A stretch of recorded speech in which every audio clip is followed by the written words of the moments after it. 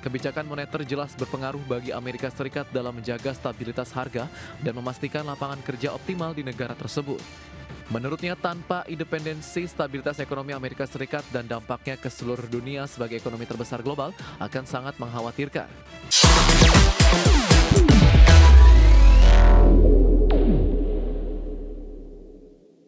Presiden European Central Bank Christine Lagarde memperingatkan bahwa hilangnya independensi The Federal Reserve akan menjadi bahaya serius bagi perekonomian dunia. Dan menurut Lagarde, tanpa independensi, stabilitas ekonomi Amerika Serikat dan dampaknya ke seluruh dunia sebagai ekonomi terbesar global akan sangat mengkhawatirkan. Presiden European Central Bank Christine Lagarde memperingatkan bahwa hilangnya independensi The Federal Reserve akan menjadi bahaya serius bagi perekonomian dunia. Lagarde menilai Presiden Amerika Serikat Donald Trump akan sangat sulit mengendalikan Bank Sentral Amerika Serikat tersebut.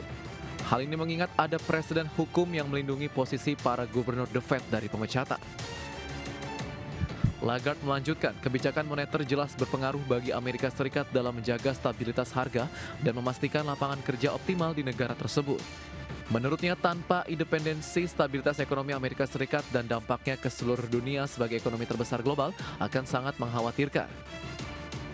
Terkait Eropa, Lagarde menyatakan ECB telah berhasil mencapai stabilitas harga dan akan melakukan apapun yang diperlukan untuk menjaga inflasi kawasan euro tetap terkendali. Pernyataan terbaru Lagarde disampaikan jelang rilis laporan inflasi yang diperkirakan akan mengonfirmasi penilaian ECB bahwa tekanan harga di zona euro tetap terkendali. Adapun pembuat kebijakan ECB secara luas diperkirakan mempertahankan suku bunga pada level 2% dalam pertemuan 2 pekan mendatang. Sementara itu, Trump belakangan melancarkan serangan yang belum pernah terjadi sebelumnya terhadap The Fed.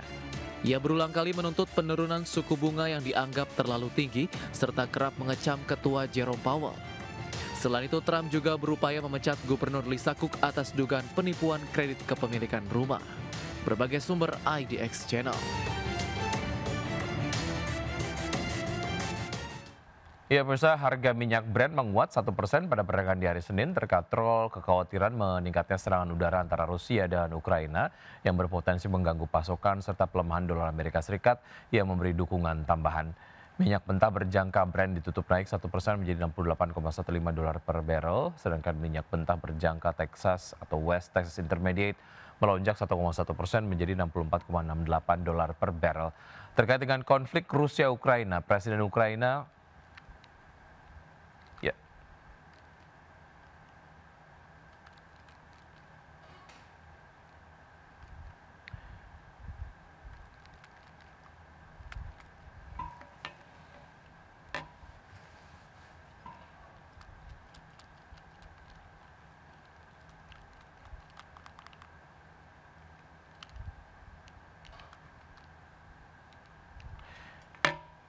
Ya, baik pemirsa, berikutnya kita akan simak terkait dengan penutupan dari Bursa Amerika Serikat ataupun Bursa Global.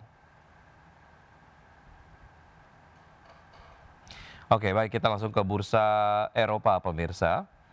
Ya, dari pergerakan Bursa Eropa,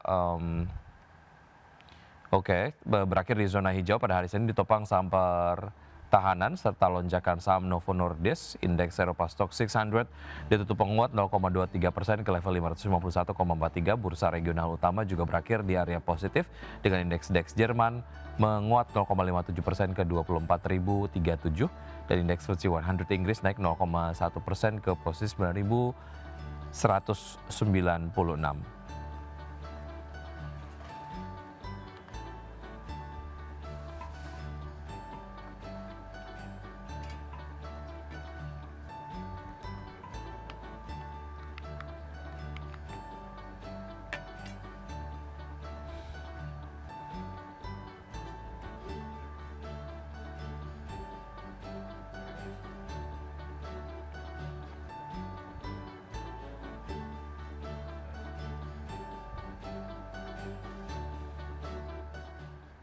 Ya, untuk berbincang pagi hari ini kita sudah terhubung dengan Mas Henry Widiantoro, Equity Research Analyst RDK Elite Sekuritas. Selamat pagi Mas Henry. Pagi Mas Wiki. Baik, terima kasih sudah bergabung bersama kami Mas Henry, semoga kita sehat selalu ya. Yap. Baik, kalau kita bicara mengenai pergerakan dari IHSG yang kemarin turun 1,21%, sebetulnya dari apa yang kemudian diproyeksikan ataupun mungkin dikhawatirkan oleh pelaku pasar, tentu saja berkaitan dengan dinamika politik di dalam negeri begitu, pelemahannya diproyeksikan lebih dari 1,21%. Tapi kemudian kemarin melemahnya boleh dikatakan wajar begitu. Apa yang menyebabkan kestabilan market ini, Pak Henry? Ya, kalau kita lihat ya Mas ya, panik selling yang terjadi pada perdagangan kemarin ini cenderung relatif wajar ya. Kita melihat memang dinamika yang terjadi pada hari Jumat, Sabtu, Minggu, minggu lalu cukup luar biasa sehingga menjadikan investor cenderung untuk risk off. Namun di balik itu semuanya kita juga melihat ya Mas ya, beberapa rilis data ekonomi yang baru dirilis kemarin hari Senin ya lebih tepatnya, ada data-data ekonomi yang relatif lebih baik jika dibandingkan dengan periode sebelumnya. Kita lihat dari Senin kemarin ada data PMI manufacture yang cenderung positif, terus kemudian inflasi yang relatif terkendali dan neraca perdagangan yang masih menjadi surplus.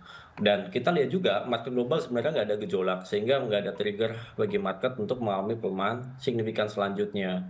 Namun balik lagi, kita juga harus dalam hal kondisi seperti ini kita akan lebih risk off saja, lebih cenderung mawas aja. Namun di balik itu kita lihat juga ada peluang. Kita lihat data ekonomi relatif lebih bagus yang dirilis dan tensi tensi politik lokal domestik kemarin yang sudah cenderung mulai mereda karena ada beberapa rilis dari pemerintah terkait sih Mas. Oke, artinya memang dari kondisi market sendiri mulai teredukasi ketika kemudian Ya. terjadi selling begitu, malah ini kemudian dimanfaatkan oleh pelaku pasar untuk bisa masuk ke saham-saham yang bagus dengan harga terdiskon. Bahkan kalau kita Ya. lihat kemarin saham perbankan big caps menjadi top losers begitu ya. Kalau kita lihat secara valuasi, sebelum kita kemudian bahas yang lain, Mas Henry, secara Mhm. valuasi untuk saham-saham perbankan big caps menjadi kemudian lebih murah atau mendekati harga wajarnya menurut Anda? Baik lagi, kalau saya pribadi melihat saham-saham big cap, terutama perbankan, cenderung relatif lebih murah saja. Kalau harga wajar, menurut saya saat ini sedang berada pada harga wajarnya ya. Jadi Hmm. bukan hal yang sebenarnya spesial. Namun kita lihat ke depannya fundamental dari saham-saham sektor perbankan di sini relatif menarik. Nah, momentum yang terjadi kemarin, ya kalau kita lihat dan baca secara historis di saham-saham apa namanya, saham-saham big cap terutama yaitu saham-saham perbankan di sini ketika terjadi koreksi karena bukan kinerja, melainkan karena faktor lain ya, biasanya mengalami rebound yang paling kencang, paling signifikan. Oleh karena itu menurut saya koreksi yang terjadi kemarin cenderung lebih ke arah diskon diskon yang besar dan kita bisa ambil posisi saat itu ya. Namun ke depannya saya lihat ini masih jangka pendek saja sih untuk peluangnya, Mas. Baik, Direktur Bursa Efek Indonesia menegaskan fundamental Indonesia sangat solid, tapi persepsi asing kemudian dikatakan sempat pesimis begitu terkait dengan Indonesia. Seberapa besar sebetulnya porsi investor asing di IHSG kita, Mas Henry? Kalau kita lihat ya Mas ya, berdasarkan data mungkin terakhir bulan Juni atau Juli ya, porsi investor asing di Indonesia masih relatif besar. Kita lihat datanya kurang lebih ada kurang 40 hingga 45% untuk investor asing yang ada di Indonesia, which is itu adalah jumlah yang besar ya. Kendati tidak di bawah 50%, namun kita lihat dominasinya di pasar relatif besar dan mempengaruhi psikologis market secara keseluruhan. Nah, terus kemudian juga kita harus melihat ya, Mas ya, pergerakan dari asing di sini biasanya men-trigger investor-investor baik global maupun regional maupun lokal di situ untuk melakukan aksi ya, aksi buy maupun sell. Kita sudah terbiasa dengan psikologi asing masuk maka kita menarik, namun asing keluar tanda tanya atau something itu. Nah, oleh karena itu porsi asing yang mungkin 40% tidak sampai setengahnya, ini menurut saya adalah porsi yang masih relatif cukup besar dan masih cukup signifikan mempengaruhi pergerakan pasar saat ini sih.